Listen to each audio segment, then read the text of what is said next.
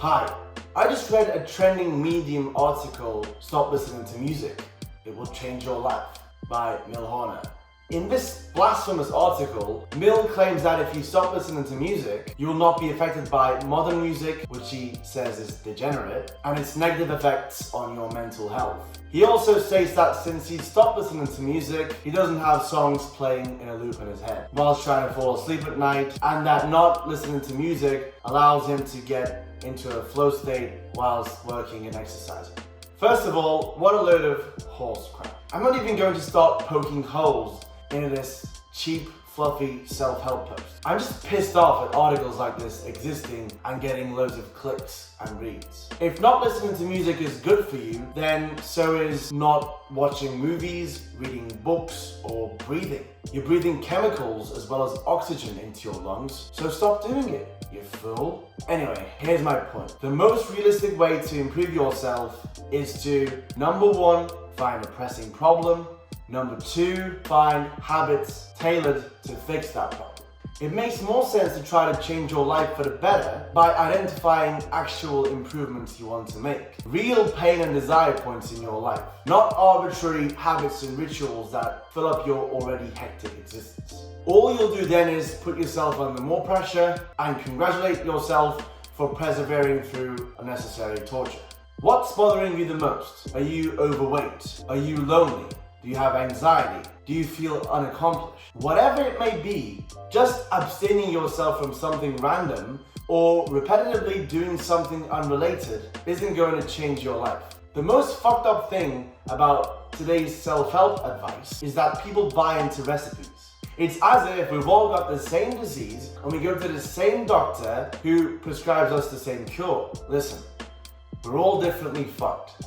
Telling me to wake up at 5 a.m. doesn't mean shit when you haven't diagnosed my underlying problem. For all we know, you might have prescribed me medicine with fatal side effects, such as less will to live caused by getting up at the crack of dawn. It's better to find a real pressing problem and then find habits tailored to fix that problem and work on them every day rather than the other way around. Once you've found a real mission, you're going to have to extensively research how to go about improving whatever you're trying to improve. If you want a better physique, just working out lightly isn't going to be enough. You need to focus on doing the right exercises, good diet, rest days, good sleep. Each of these elements is a rabbit hole in and of itself. So whatever you're trying to accomplish, it's going to be more complicated than a simple habit or two. You're going to have to try different regimens and tailor them according to your needs and wants. But why are we actually doing this? Your brain will soon ask. Meta convictions are necessary for all the habits you want to incorporate into your life. To make habits stick, you need to encapsulate them into bigger picture lifestyle missions. Otherwise, you won't trust yourself to do them. If I have nothing to look forward to doing the next morning, I'm not going to get up early. The larger part of me knows better than the little fella who thinks he's in charge. And the big guy isn't going to respect the commitment I made the day before to wake up early and will choose to sleep in. Energy preservation will appear more useful. Conviction comes from action, but not only that, but also a connection and relevance with your identity. In Atomic Habits, James Clear teaches us that you need to change your identity before you change any behavior. To improve something, you have to keep on reminding yourself why you are doing what you are doing. Why do I want a better physique? The more nuanced and personal the answer, the more conviction you will have.